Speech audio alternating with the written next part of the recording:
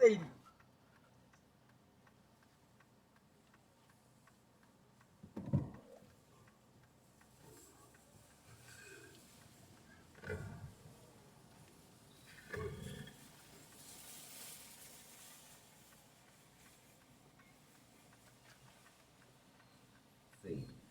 but what they were trying to say is stuff not growing here. Okay, don't be looking. Don't come here as a fishing spot, right? But it's a good spot to have.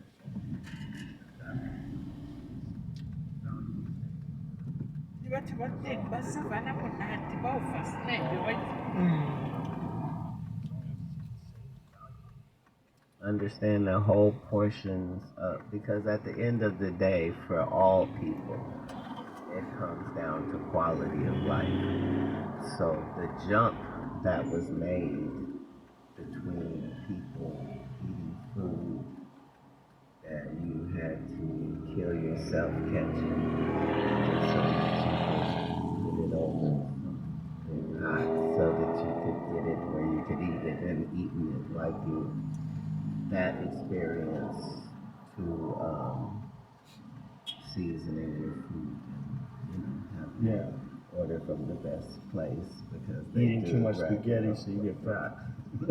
Right, that's part of the greatness of human experience and has been that the part of being a king or being royalty through all civilizations was being able to experience the best culinary things, because if you believe in God, that's one of the attributes that makes you believe in it, because every vegetable, let's say, that you would have, when it gets to the point where it was spoiled and you have to throw it away, it becomes worth more money. Because it's compost. No. So, what do you mean? Like if you have potatoes, right?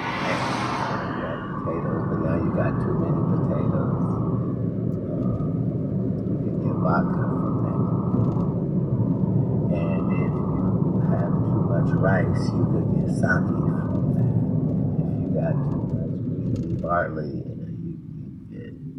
And if you everything that you could have too much of, we got too many grapes, you could get wine with that. The whole, that's why alcohol is called spirits, because it's literally a gift from God. Just something that's just for your milk. Once it's going bad, that's where cheese comes in. Like whatever it is you would be having as a commodity. Grapes to raisins, wherever. Like, this is why belief matters. Because there are certain things that are just done for So you think there's a reason why all these things exist, why like rotting fruit can become alcohol can put you in a different state of mind. All of it is connected together so that you discover it and figure it out. Unless you can figure out the benefit that a mushroom gets for being hallucinated. Or the frog, that's the special ones, what the special benefit did that frog get from that. Right. Why is a frog making it? Is he living a better life as a frog? Does he live under the effects residually of constantly carrying around DMT? Right. Well, they secrete it when they're scared, right? Isn't that the whole idea? That you take them and you rub them on a windshield? It's weaponized from the beginning. Yeah. Right. They're scared because they think they're going to die, so their body's producing it.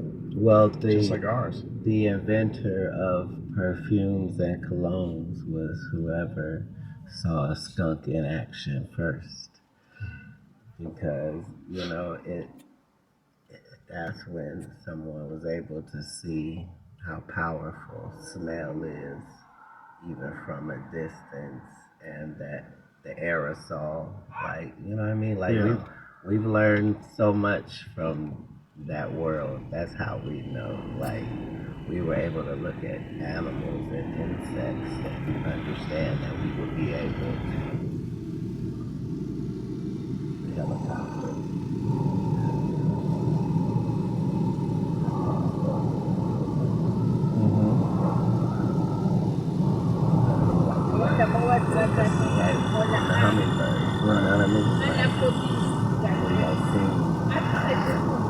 Have you ever seen those Egyptian gliders?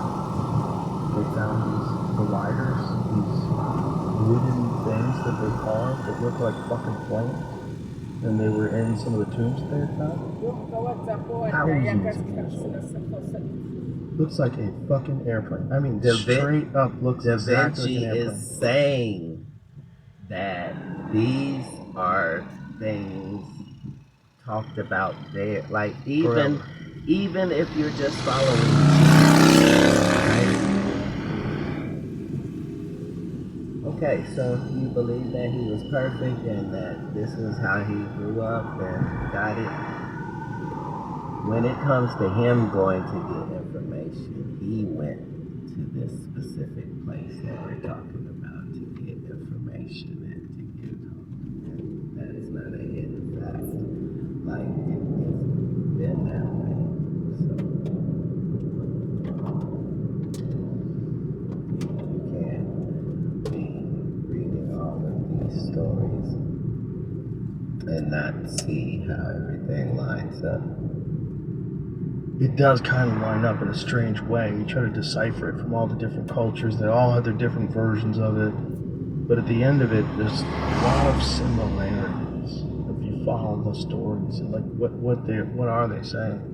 Right. All of them have some sort of creation. Well, isn't that odd though that a creature, if you think of human beings as a creature, that a human being that's never created a being itself has this idea that a magical force that is all-knowing and all-loving created, not they evolved, not they came from this and they learned, they got better, but that they were created. And that seems like a universal story, the created story. That's only because the duck that's outside of my house right now believes that. So the duck is sitting on 6 eggs on a nest right by the house, right by a 250-pound dog, alibi, and believes that it has life that is sitting on, and it's gonna come from that, and that there's somebody there that looks out for them.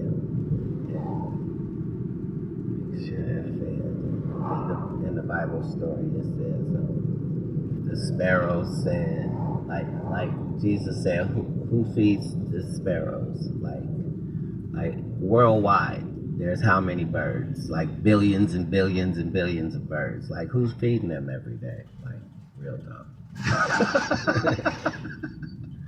Right. Yeah, because what you're looking for is you need to find a mistake. That's how we would know maybe there's no creator. But we don't go through our regular life seeing things and thinking nobody created it. Like, that would be as weird as us being in this room going, nobody made those curtains, nobody made these cameras, right. Nobody made, like, what? We never have evidence of that. What do you think? Why do you think people have a reluctance to take in the idea of a creator? What do you think about it to them?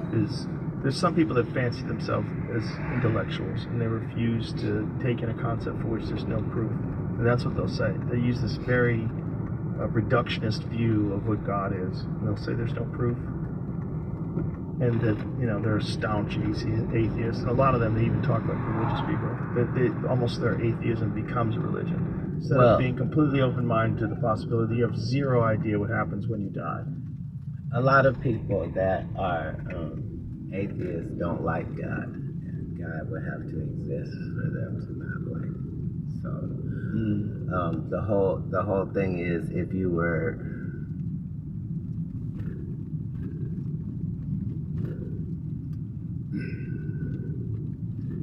to believe in the Big Bang, you would have to believe that that had happened several times throughout history.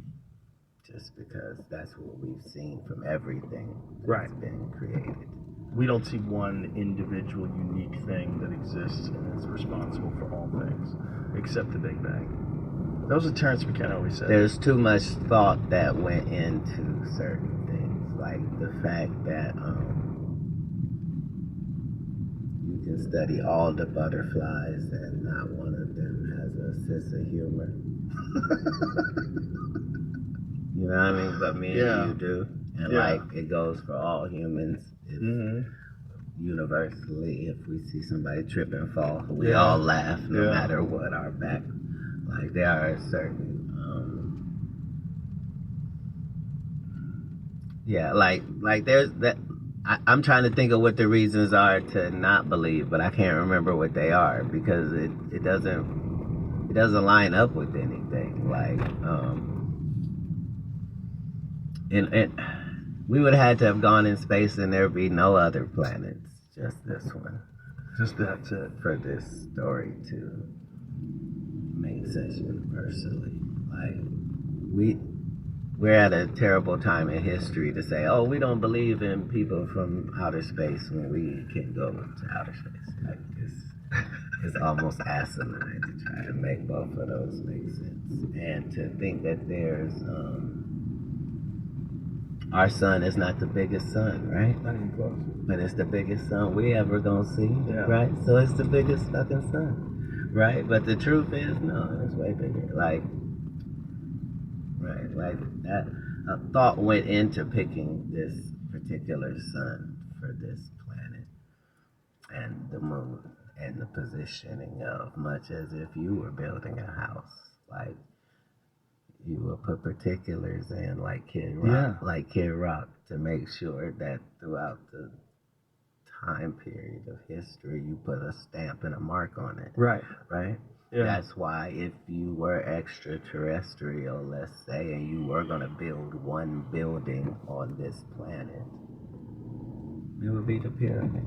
100%. Like most people don't even understand that there was a whole outer covering on that thing and gold capped at the top. Like it was a planetary monument. Yeah. You might be right. It makes more sense than the idea that these people pushed those things into place. And that got them hundreds of miles out of the mountain with ropes. Shut the fuck up. Throughout history, we have not done things that did not profit us. And not 150 years from now. Right. Now. Right. Now. Always. All through history. Right. So to be thinking that this particular civilization, oh, you know what we all care about? When he gonna die. I dedicate my life to when he gonna die. I'm gonna die while I. Yeah. Yes, it is. It's also the sheer mass. 3,200,000 stones in the Great Pyramid. That is so much mass. All of the wonders of the world are truly that. Yeah.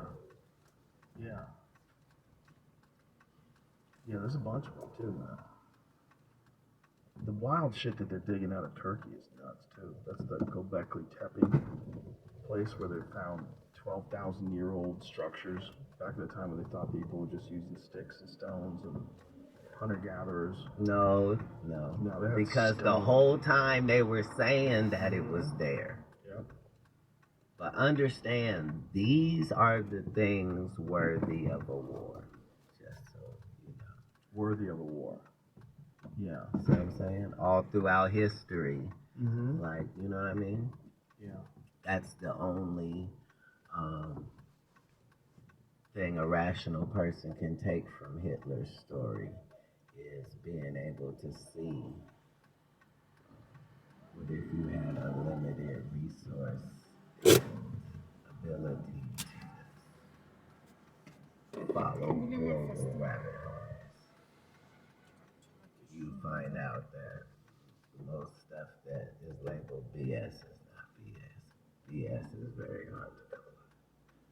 the Hitler thing is real weird because the Nazis are really into the occult.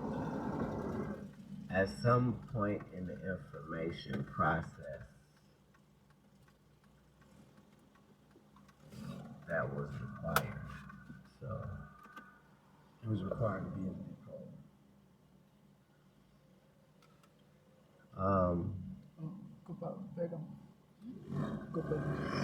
So in like the world of medicine, like certain things, before they had a label of being toxic, you just knew don't touch it. Like, you know what I mean? You didn't know what it was good for, but those occultists were the keepers of things that did work, not things that did not work. Right. So,